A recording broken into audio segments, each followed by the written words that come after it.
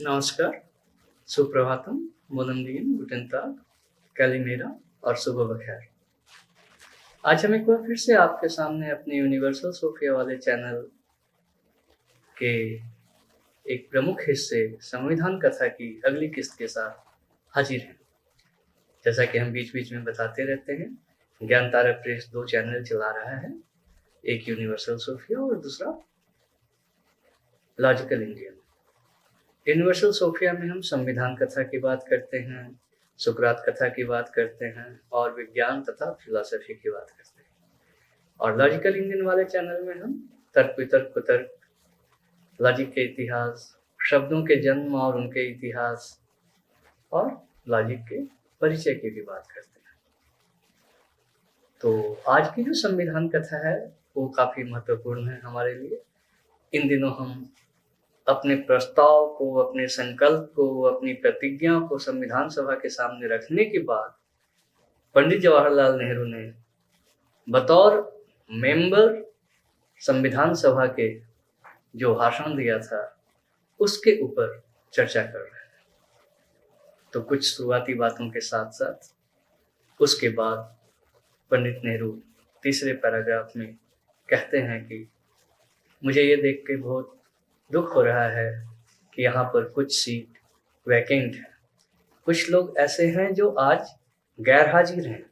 उन्हें यहाँ होने का हक था, उन्हें यहाँ होना चाहिए था, मगर वे नहीं हैं और ये बहुत दुख की बात है। मैं इस बात से काफ़ी दुखी हूँ, मगर इसकी वजह से हमारी जिम्मेदारी बढ़ जाती है। हमें उनकी बातों का ख्याल रखना पड़ेगा। हमें हर समय ये सोचना पड़ेगा कि इस प्रस्ताव पर, हम संविधान की इस धारा पर जो बातें कर रहे हैं और जिसको मानना चाह रहे हैं, उस पर वे क्या कहते हैं जो कि अभी संविधान सभा में नहीं है। इसके बाद वो कहते हैं कि आज समय आ गया है जब हम सबको अपने पार्टी, अपने समूह से ऊपर उठकर काम करना पड़ेगा। अपने सामान्य कामकाज से आगे बढ़ के काम करना पड़ेगा। सामान्य आदर्श जो है हमारे, उनसे ऊपर उठ कर के काम करना पड़ेगा। आज वैसा ही समय हमारे सामने आ गया है। इसके बाद वे कहते हैं कि मगर ये भी सच है कि हम सब किसी न किसी पार्टी के सदस्य हैं, किसी न किसी ग्रुप के सदस्य हैं और हम सब यहाँ आए भी हैं उसी रूप में। हम सब किसी न किसी ग्रुप, किसी न किसी समूह, किसी न किसी पार्टी के प्रतिनिधि के रूप में यहाँ आए हैं। तो जाहिर बात है कि हमारे दिमागों में वो चीज़ कहीं ना कहीं हमेशा बैठी रहेगी कि हमें अपने पार्टी, अपने ग्रुप, अपने समुदाय, अपने समूह का हित साधन करना है। हम वो नहीं करेंगे। आज मौका आया है, इतिहास का ये एक ऐसा मौका है जब हमें अपने सामान्य व्यक्तित्व से ऊपर उठना है, आगे बढ़ना है, एक बेहतर इंसान बनना है और उस रूप में हमें एक ऐसा संविधान बनाना है जो कि सबके लिए हो। उन लोगों के लिए भी हो जो आज यहाँ नहीं हैं और उन लोगों के लिए भी हो जिनके प्रतिनिधि आज यहाँ हैं या जिन समुदायों, समूहों और पार्टियों की नुमाइंदगी यहाँ पर हो रही है। इसके बाद पंडित जवाहरलाल नेहरू एक बड़ी मार्मिक बात कहते हैं।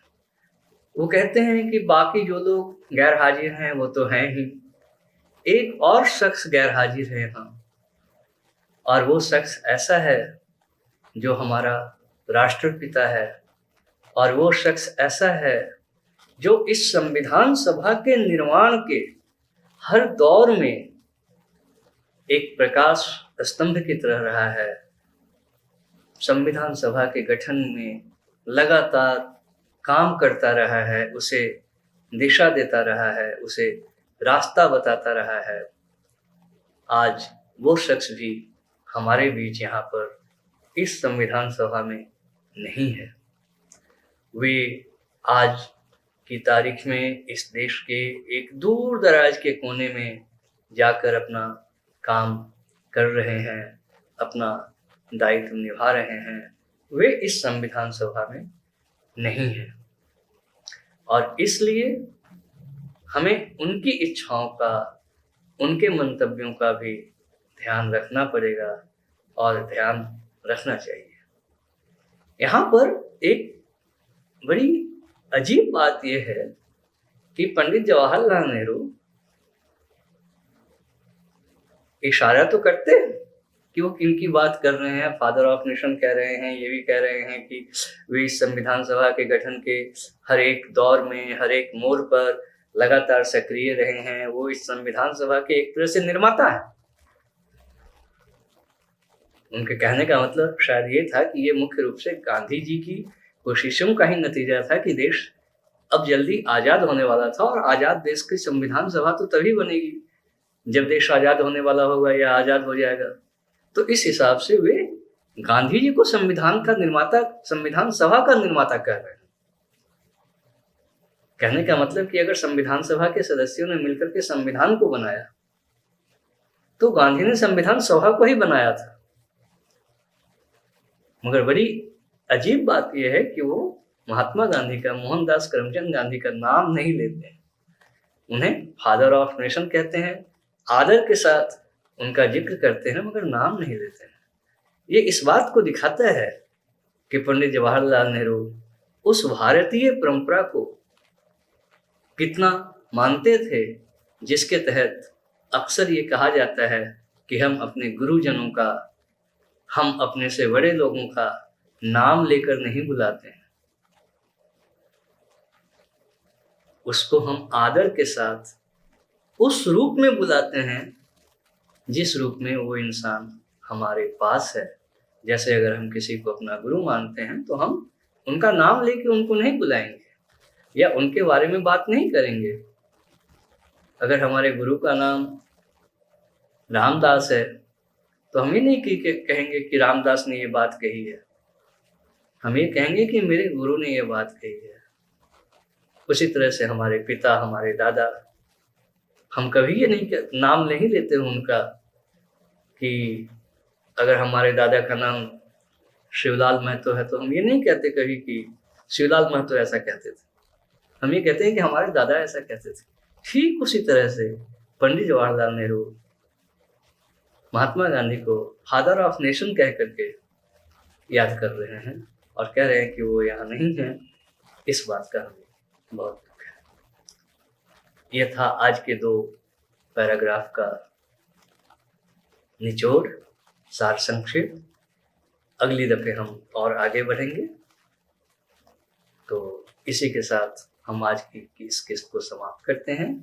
शुभ मंगल सावधान। अगर आप हमारी बातें ठीक लगती हैं, अच्छी लगती हैं, तो आप इसे लाइक, शेयर, सब्सक्राइब करना ना भूलें। धन्यवाद।